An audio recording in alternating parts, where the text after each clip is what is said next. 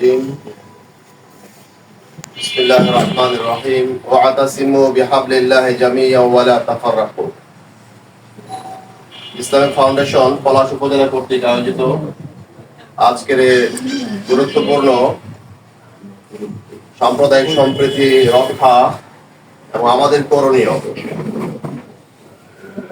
মত বিনিময় সভার সম্মানিত প্রধান অতিথি আমাদের সকলের শ্রদ্ধাভাজন ইতিমধ্যে বিভিন্ন পর্যায়ে আমাদের অন্তরে স্থান করে নিয়েছেন উপজেলা নির্বাহী কর্মকর্তা মহোদয়, উপস্থিত ইসলামিক ফাউন্ডেশনের দায়িত্বশীল এবং আমাদের একান্ত প্রিয় ইসলামিক ফাউন্ডেশনের সাথে জড়িত বিভিন্ন পর্যায়ের ইমাম, মুয়াজ্জিন, কাজী এবং আমাদের শিক্ষকগণ, আমরা সবাই মিলে আল্লাহ তাআলার শুকরিয়া আদায় করছি। আল্লাহ তাআলা আমাদের একটা ভালো পরিবেশ সৃষ্টি করে দিয়েছেন বলে আলহামদুলিল্লাহ।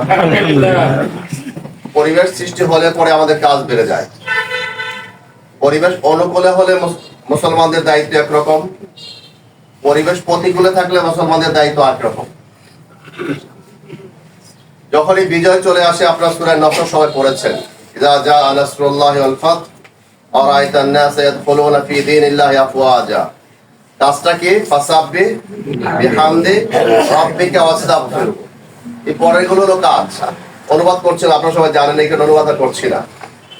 তা আমাদের কাজ হলো, দায়িত্ব চলে আসার পরে দায়িত্ব বেড়ে যায়, সফলতা লাভ করার পরে দায়িত্ব বেড়ে যায়। এই ক্ষেত্রে বড় একটা দায়িত্ব হচ্ছে ঐক্যবদ্ধ থাকা। কোন একটা জাতি যখন ঐক্যবদ্ধ থাকে, সেই জাতির উন্নতি হয়। ঐক্যবদ্ধতা সম্পর্কে আপনারা অনেক জানেন, অনেক বুঝেন, আপনারাই বয়ান করেন বিভিন্ন জায়গায়। আগে স্কুলগুলোতে পড়ানো হতো 10-এর লাঠি 1-এর বোঝা, এগুলো এখন আর পড়ানো হয় না। কারণ জাতিকে বিভক্ত করার জন্য যা করার দরকার ছিল তাই করা হয়েছিল। তার থেকে ফিরে আসার জন্য জাতি ঐক্যবদ্ধ হয়েছে। ঐক্যবদ্ধ হওয়ার পরে আজকে একটা পর্যায়ে চলে আসছে। এই পর্যায়ে চলে আসার পরে ষড়যন্ত্রকারীরা কিন্তু ষড়যন্ত্র করার ক্ষেত্রে থেমে নাই। থেমে না থাকার কারণে বারবার বিভিন্ন প্রান্তে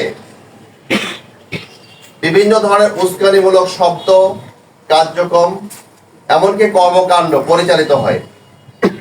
দেশে যখন এই সমস্ত কর্মকাণ্ড করে ব্যর্থ হয়েছে, দেখেছে দেশের মানুষ এরকম বানানো বলি আর খেতে চায় না, বানানো কথা আর শুনতে চায় না, নাটক আর দেখতে চায় না, তখন এই কাজটা শুরু করে দিয়েছে আমাদের পার্শ্ববর্তী রাষ্ট্র ইন্ডিয়ার মধ্যে।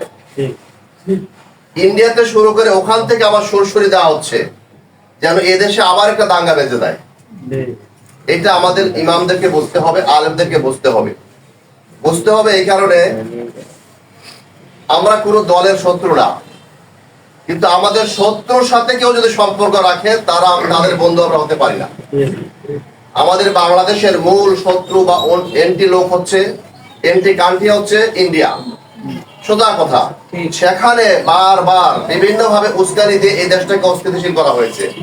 এখন আবার অস্থিতিশীল করার জন্য ওদেশে অকাতরে মুসলমান থেকে বিভিন্ন নির্যাতন চালানো হচ্ছে।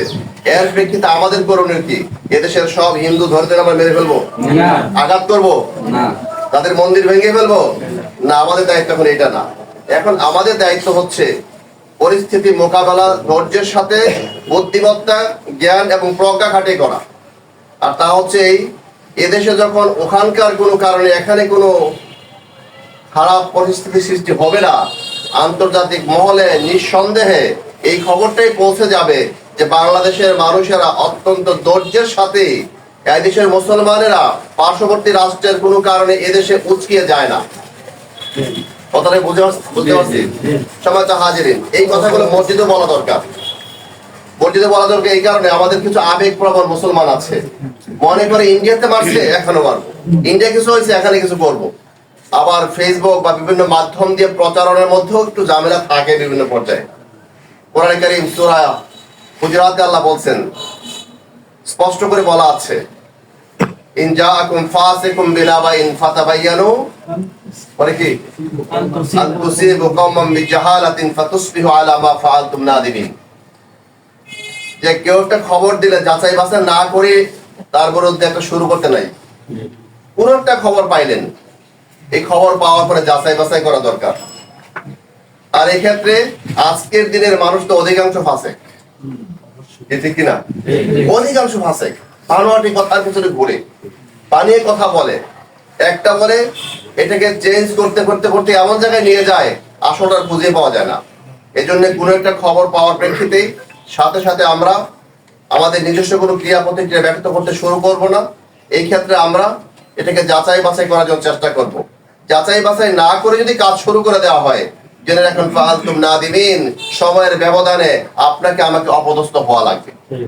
সময়ত উপস্থিতি, তাই আজকে বাংলাদেশের গোটা জাতিকে ঐক্যবদ্ধ রাখার দায়িত্ব আলেমদের। যতদিন জাতি ঐক্যবদ্ধ থাকবে ততদিন ভাবে বিচ্ছিন্ন কিছু হবে না। কোনো কিছু হবে তো হবে, জাতি ঐক্যবদ্ধ ভাবে করবে, আর কিছু করবে না তো করবে না, আলাদা করে কেউ করবে না। কিন্তু আমাদের বিচ্ছিন্ন বিভিন্ন ধরনের খণ্ডচিত্র আমরা বিভিন্ন সময় ভূমিকা রাখতে যাইয়া দেখা যায় মাঝে মধ্যে এমন পরিস্থিতি সৃষ্টি হয় আমাদের অস্তিত্বের মধ্যে আঘাত চলে আসে। সমাজ উপস্থিতি, আমরা কথা লম্বা করছি না, সব শেষ কথা যেটা, বাংলাদেশের মানুষ যতদিন ঐক্যবদ্ধ থাকবে ততদিন পর্যন্ত এদেশের স্বাধীনতা, সার্বভৌমত্ব, এদেশের নিরাপত্তা, এদেশের সাম্প্রদায়িক সম্প্রীতি, এদেশের হিন্দু মুসলিম বৌদ্ধ খ্রিস্টানদের মধ্যে আঞ্চলিকতা, প্রতিবেশী হিসাবে সর্বোচ্চ প্রাধান্য তাদেরকে দিয়ে আমরা যখন চলতে পারবো, জেনে রাখেন আজকের দিনে হিন্দুরা, বাংলাদেশের হিন্দুরা কিন্তু এদেশের আলেমদেরকে ভালো বলতে শুরু করেছে। আপনার কাছে খবর আছে এটা? এদেশের হিন্দুরা আপনাদেরকে ভালো বলতে শুরু করেছে। কেন বলেছে? 5ই আগস্টের পর থেকে আপনারাই পাহারা দিয়েছেন মন্দির, আপনারাই পাহারা দিয়েছেন প্রতিবেশী হিন্দু ভাইদেরকে, আপনারা পাহারা দিয়েছেন অমুসলমান ভাইদেরকে, যেই কারণে আপনাদের একটা স্থান আজকে অমুসলমানদের অন্তরে সৃষ্টি হয়েছে। আঘাত দিয়ে ভালোবাসা সৃষ্টি করা যায় না, ভালোবাসা সৃষ্টি করতে হয় আরেকটা ভালোবাসা দিয়া। সমাজ উপস্থিতি, তাই আসেন আগামী জমায়, পরবর্তী জমায়, বিভিন্ন সময়ে আমরা সরকারের পজিটিভ সকল কাজে ঐক্যবদ্ধ থাকবো এবং একে সহযোগিতা করব। পাশাপাশি আমরা ঈমান আমল রক্ষার জন্য কখনো যদি কোনো প্রতিবাদ করতে হয় সেটাও আমরা ইনশাআল্লাহ করব। আল্লাহ তাআলা আমাদের প্রত্যেককে ঈমানের পথে টিকে রাখার তৌফিক দান করুক এবং সাম্প্রদায়িক সম্প্রীতি রক্ষা করে গোটা পৃথিবীর মধ্যে বাংলাদেশকে একটা আদর্শ দিনদার কল্যাণ রাষ্ট্র হিসেবে আল্লাহ তাআলা কবুল করুক। ওয়াসাল্লাল্লাহু আলা খাইরি খালকি মুহাম্মদ ওয়া আলিহি ওয়া আসহাবিহি আজমাইন। আসসালামু আলাইকুম ওয়া রাহমাতুল্লাহ।